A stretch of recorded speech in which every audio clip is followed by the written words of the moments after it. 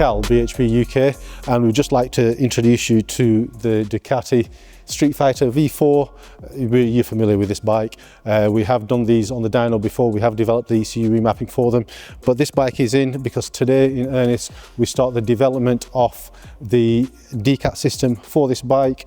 So we're going to start with a fresh bike. We're going to put it on the dyno, see what this exact bike makes in stock form, get all the parameters again. It is start for a new development project, so we will start right from the beginning. We will measure the air-fuel ratios, each bank independently, log all the engine parameters as we always do a base map for this particular bike again, and then we put the exhaust system on it and see what changes that makes. Obviously, when we design an exhaust system, the only reason for us to design the exhaust system is so that we have a system that actually works on the bike. It's not just to make it sound better or to look better. Obviously, that's secondary to us, but the first thing is it's got to work properly. It's got to liberate power. It cannot negatively affect the volumetric efficiency of the bike. So why did we pick this bike to develop one of our systems for? Well, principally, we all know the faults that this bike has at the bottom end. It's really lumpy, it's quite horrendous to ride. A lot of those compromises are made because of the emission standards. And as far as the exhaust is concerned, we really wanted this bike to sound the way that it performs. It sounds a little bit muted as it is. With this bike, we've obviously got the underslung cat and exhaust. It's going to be a challenge, you know, it's always going to be a challenge to be able to fit another system that's not restrictive in there, and secondly, it's got to look the part. We're looking to design something that's aesthetically pleasing. We want to maintain some symmetry on the bike.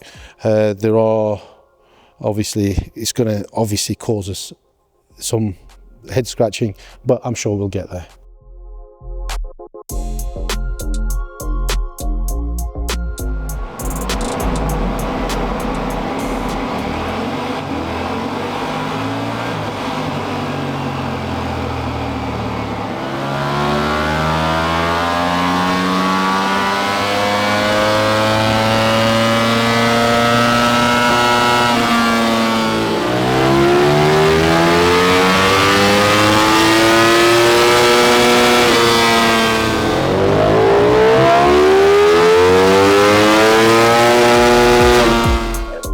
So the stock bike is done and dusted as far as the mapping is concerned on the dyno and the data logging. We've got banks and banks of it now. So a wide open throttle, this bike as standard made 179 brake horsepower at the back wheel, which is pretty much in line with the other street fighters that we've had on the dyno.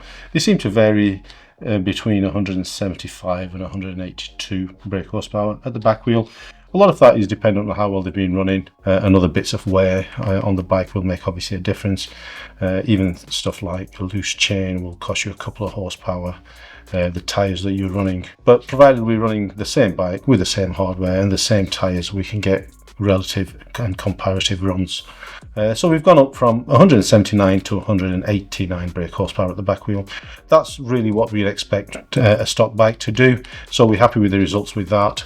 As always, we always map the lower throttle openings, and this is at 50%. You can see here that the bike no longer pulls the power back at about 9,500 RPM. The feeling's absolutely perfect, just a little under the datum line, about 10 or 11,000 RPM, and then it pretty much tracks along the datum line. Slightly over rich, if you will, but that does give you a really nice smooth throttle response, and that's really what we're aiming to get. Big difference as always, 25% accelerator opening. You can see here that the blue plot is a standard bike. It's running as lean as Euro 5 dictates, so it's running at stoichiometric ratio 1, 14.68 parts of air to every part of fuel. That's what gives you that lumpy, horrible running at the bottom end. You can see there's a massive improvement now. We've pretty much on the datum line 13.2 across the rev range, and you can see that the plot is significantly improved. It's a totally different bike to ride at 25% throttle openings. So that's the boring stuff done, and we've got as much data as we need to from this bike to go ahead and get some prototyping done. Everybody in the workshop and everybody in the office is really excited about it, so let's get on with that.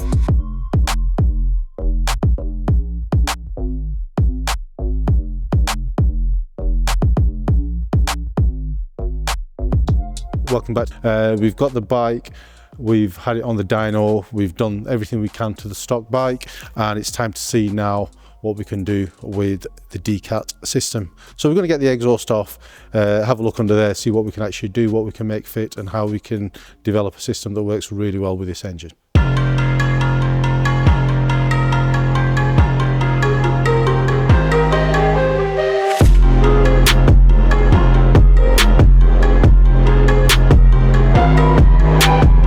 So here it is, the bike's back from the fab shop.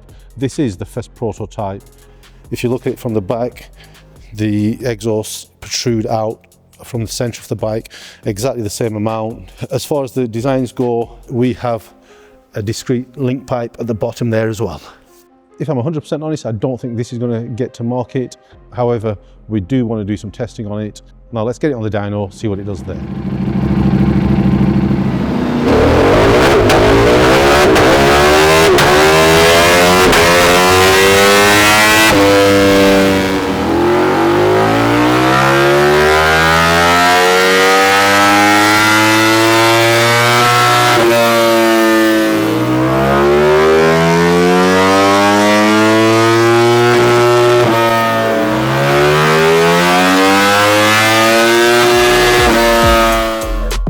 So the dyno runs are done. We've got to say that the fluid dynamicist was correct. It's a really good design. Unfortunately, there's just too much of a compromise in the way that it restricts the lean angles. So it is back to the drawing board, but we have got a huge amount of data now that we can move forward with. Here it is, prototype 2, quite a big deviation from the first design. We have actually run this up on the dyno already, and it is far better and far more in keeping with what we're trying to achieve with this bike. But we're going to get it run up again. We're just going to tweak the mapping ever so slightly, and then we'll try and get that perfectly tuned. And if we're happy with this system, it will make it to the next stage of production.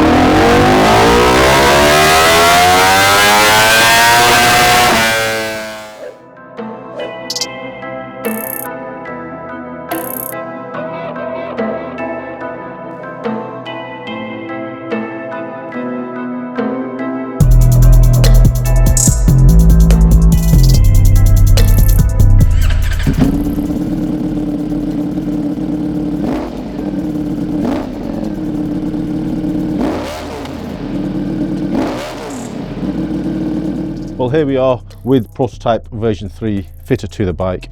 On this pipe we have changed a huge amount of small details to get what we need it to achieve on the floor bench and hopefully on the dyno.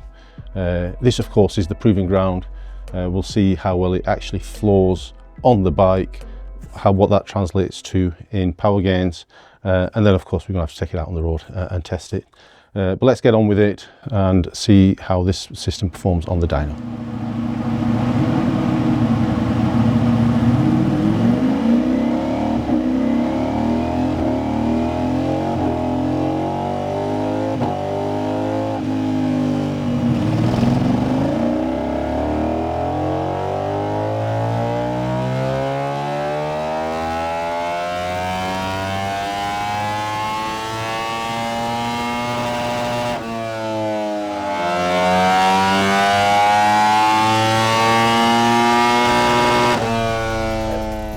Well, here it is, the finished product. We really think it looks good, it sounds really good on the bike, but most importantly to us, it works really well on the dyno. It floors the air, it hasn't compromised the volumetric efficiency or the feel of the bike. In actual fact, it's liberated 19 brake horsepower from the stock bike. The stock bike, if you remember, was making 179 brake horsepower. We went up with a map on the stock hardware to 189, and then with the exhaust and the map to suit that exhaust, we've gone up to 198 brake horsepower at the back wheel. So overall, again, of 19 brake horsepower, and it's a really smooth linear line.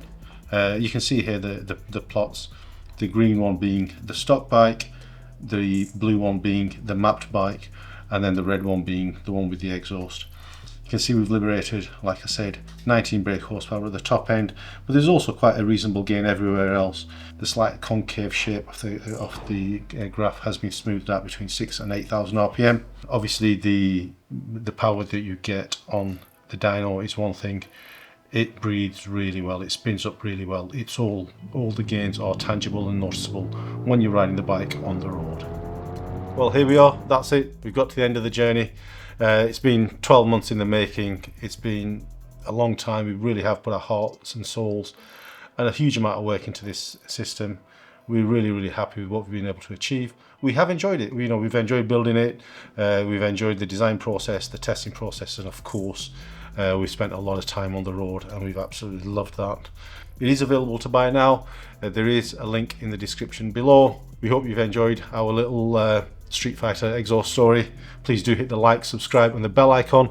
It really does help us out, and it keeps you notified of any new projects that we've got in the pipeline, and we really have got some really interesting projects in the pipeline, so make sure you hit that bell icon.